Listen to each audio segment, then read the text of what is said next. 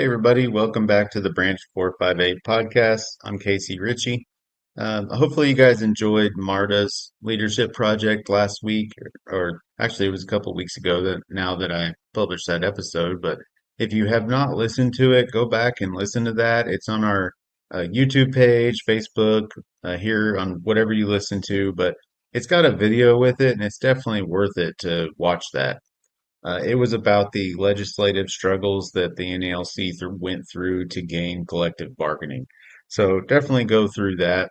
I'm recording this on May 9th. It is the day before our food drive.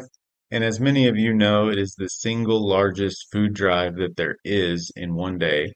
We do it nationwide.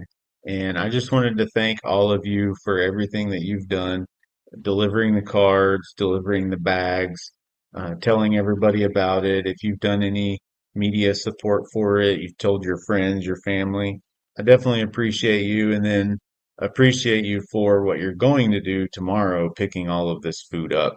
I know in years past we've had the white t-shirts. This year they are blue. So hopefully, I don't know about everybody else, but for me anyway, when we had the white t-shirts, I got really sunburned. So we'll see what happens this year with the blue. But having said that, everybody keep the heat in mind. Drink plenty of water. Get the electrolyte supplements if you need to. I use the ones, the Noon, Nuun. I buy those and just put them in my water. They work pretty good. But everybody stay cool tomorrow and throughout the summer. Keep heat in mind and take breaks. Find a tree, go into a business. Just stay cool out there. But Sunday, we have Mother's Day. So happy Mother's Day to all the mothers listening. So this episode, I wanted to discuss a few different things. It's going to be kind of the same thing, I guess, safety related things, and then I'll talk about attendance. But something I wanted to discuss was the telematics in all the vehicles being used and um, how management is, I think, in my opinion, misusing it. It is a program that they put into all of the postal vehicles, and from my understanding, it was put in the vehicles so that they could track maintenance of the vehicles for VMF. So they could tell like when it needed oil changes, when it needed brakes, and all the things that VMF does to our vehicles. So management has found out a way to use it just as another tool in their arsenal. So what they're doing is they're looking up and there is a report of how long a percentage of your route that's been traversed either wearing the seatbelt or not wearing the seatbelt. And then what they're doing is they're going out and they're having these safety specialists or management will go out and they'll try to catch carriers in those same areas not wearing their seatbelt. So for that reason, I wanted to go over the handbooks, some of the handbooks that discuss seatbelts, and then I wanted to talk a little bit about your doors on your vehicles, specifically LLVs, 2 tons, when you can and cannot have those open. And the reason I want to talk about that is because it's right below where it talks about seatbelts. And um, I'll link the two together just in a minute, but I'll start with the M41. The M41 is the carrier's handbook, and it's the handbook that should be at every single carrier case. There's a black binder, or should be a black binder, right underneath your case ledge. You pull it out and you open it up, and there's the M41 in there. If you don't have an M41, get with your management, and hopefully they'll get you one. It's a requirement that one is at every case. So if you don't have one, definitely get one. But if you flip it open to chapter 812, it's safety practices, and just 3 provisions down, 812.3, it talks about seatbelts. And before I get into this, the station that I work at, one of these safety specialists stopped one of our carriers there and told them that they were getting a warning because they weren't wearing their shoulder belt while they were doing curbside delivery. And they told the carrier that they had to have the shoulder belt and the lap belt on at all times, no matter what, when the vehicle was in motion. And they were lucky enough to get off with a warning, right? So we looked it up and we got it all straightened out. But I wanted to preface that before I read this provision, and maybe we'll dissect it a little bit here. So 812.3, seatbelts must be worn at all times the vehicle is in motion. So management stops right there. I mean, it's an entire paragraph, and they read the first sentence and they're done. Oh, seatbelts must be worn at all times the vehicle is in motion. Yep, let's go ahead and put everybody off the clock that's not wearing their shoulder belt, right? That's the correct thing to do. No, I don't think so. We got to keep reading the provision because it goes on to say, exception for long life vehicles. In instances when the shoulder belt prevents the driver from reaching to provide delivery or collection from curbside mailboxes, only the shoulder belt may be unfastened. The lap belt must remain fastened at all times the vehicle is in motion. So if you weren't allowed to take off your shoulder belt and continue doing your curbside delivery, why would the last sentence be in that provision? The last sentence is the lap belt must remain fastened at all times the vehicle is in motion. So it's telling you, if you read the entire paragraph together, that you can do your curbside delivery with your lap belt on only, because that's what it says. The lap belt must remain fastened at all times the vehicle is in motion. And then right above that, the exception for taking your shoulder belt off is whenever you can't reach the box for delivery or collection. So the delivery or the safety specialist that stopped the carrier at my station and told them that they were in the wrong and gave them a warning for not having their shoulder belt on was incorrect. Um, you can have your shoulder belt off while you're doing curbside delivery. So now right below that, in section 812.31, it talks about when you can and can't have your doors open, your sliding doors on LLVs and then on 2 tons, right? So it says, when traveling to and from the route, when moving between park and relay points, and when entering or crossing intersecting roadways, all external vehicle doors must be closed. When operating a vehicle while sliding driver's cab door on delivery routes and traveling in intervals of 500 feet or 1/10 of a mile or less at speeds not exceeding 15 miles an hour between delivery stops, the right-hand sliding cab door may be left open. So in other words, it's saying if you're traveling in speeds less than 15 miles an hour, you're not traveling more than 500 feet at a time, and you're not going through any intersections, you can have your door open. So the reason I bring up those two provisions is, in my opinion, and it does not specifically say that you must put your shoulder belt back on when you're doing curbside delivery traveling through intersections. But I would go ahead and just do it just to be safe. I would definitely want my shoulder belt on when I'm going through intersections just in case. I mean, I've seen some crazy videos where LOVs or city carriers have been struck and it doesn't look good. So I would definitely want my shoulder belt on. Um, but in my opinion, when you're going through intersections, when you're traveling in speeds above 15 miles an hour, or if you're traveling in intervals above 500 feet, your door needs to be closed. That's what I just read. That's a must. That's a requirement of us. But in my opinion, I would go ahead and put your shoulder belt back on. That's whenever you're no longer doing curbside delivery. So you're no longer, I can't reach the box. I can't collect from the box. Let's go ahead and put my shoulder belt back on. So that's the reason I brought up those two provisions. If you go to the EL 814, that's the Postal Employees Guide to Safety. And just for everybody that knows, there's all these handbooks and manuals all the handbooks and manuals that start with EL8, like the EL805, the EL809, the EL814, all the eights have to do with safety. The EL814, specifically the Postal Employee's Guide to Safety, if you go to chapter 2, it's on page 53. It talks about seatbelts. And it's almost exactly what the M41 says. It's just a little bit different wording. But it says safety belts.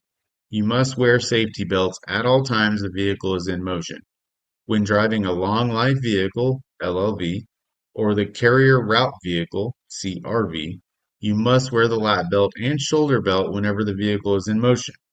And then in big bold letters, it says exception. When shoulder belts prevent you from reaching to deliver or collect from curbside mailboxes, you may unfasten the shoulder belt, but never the lap belt.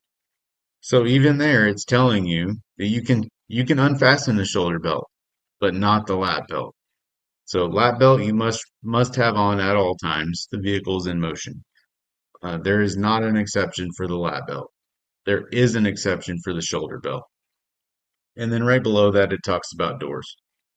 All right, so that's just a few handbooks about seatbelts and safety. So the short story is what I'm kind of getting to in all of this is just put your seatbelt on. It takes half a second, maybe less, to put your seatbelt on.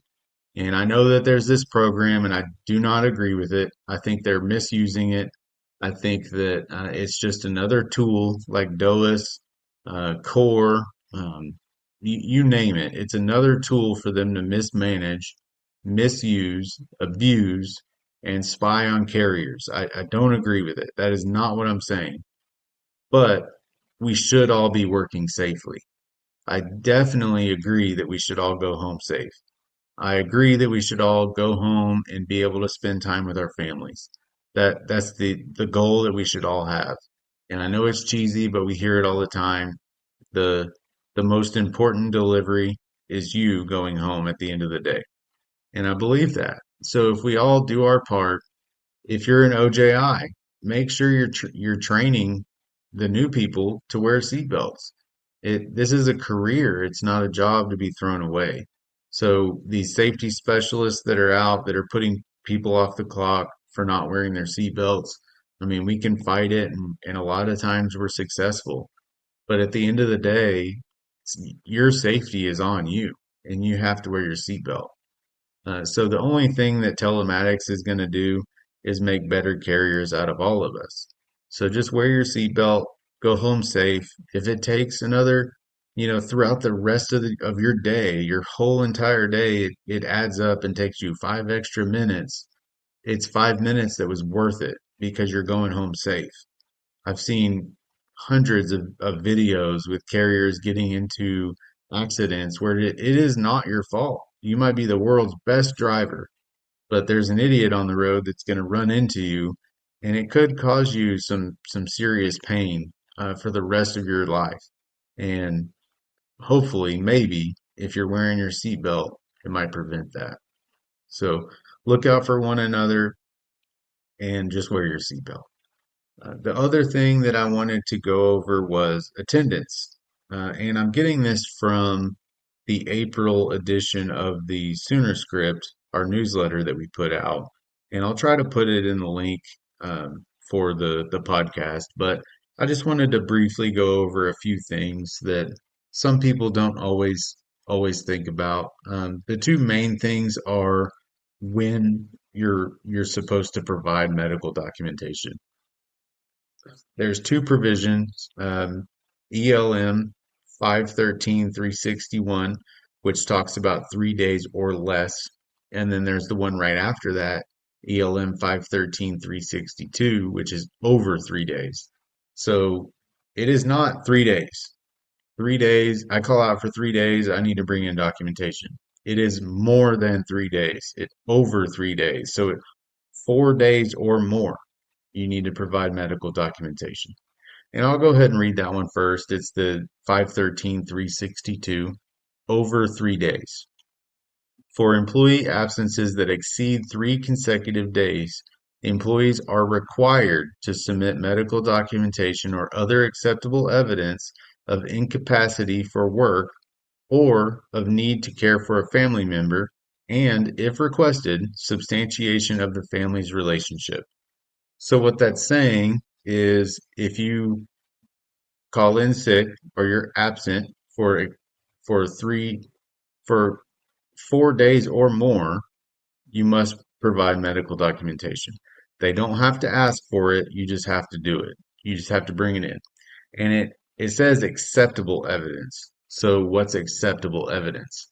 If you go to the doctor and they just give you that generic piece of paper, like when your kid needs a paper for going to the doctor, they're excused from school. They give you the excused from work paper. Those are usually not sufficient because all it says is Casey Ritchie was seen on May 9th, 2025, may return to work on 5/10. That's not, I guess that wouldn't fall in this example, but let's say that May 9th is my fourth day of being absent, so I went to the doctor. It does not say that I'm incapacitated and unable to perform my duties, and it must. It has to. Be careful. It does not have to have a diagnosis on it. So, uh, Casey Ritchie had COVID for 4 days. It does not need to say that. It just needs to say incapacitated and unable to perform your duties. You are the only one that can tell management what's going on with you medically. You're the only one that can do that. Your doctor can't do it. Your steward can't do it. Your coworkers can't do it. Um, so be careful with that. They do not need a diagnosis. And if they're asking for a diagnosis, I would tell them it's none of their business. So the other provision, 513.361, 3 days or less.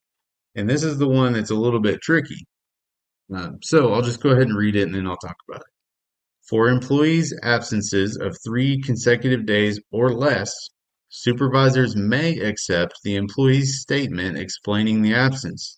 Medical documentation or other acceptable evidence of incapacity for work or need to care for a family member is required only when the employee is on restricted sick leave, see 513 through 39, or when the supervisor deems documentation desirable for the protection of the Postal Service interests.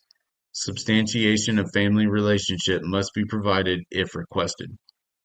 So, what that's saying is if it's 3 days or less, so 1, 2, or 3 days, your statement of why you were gone should be good enough. But let's run through a little bit of scenarios, right? I'm Casey Ritchie. I submitted a 3971 so that I could be off tonight. I'm gonna fly to Denver so that I can watch the Thunder beat the snot out of the Denver Nuggets again. And they tell me no because we have food drive tomorrow. We have full leave draw. They deny my request. So then I'm mad about it, and I tell all my friends and my coworkers and the clerks, and I go on break, and I'm telling everyone that I'm just going to call in anyway.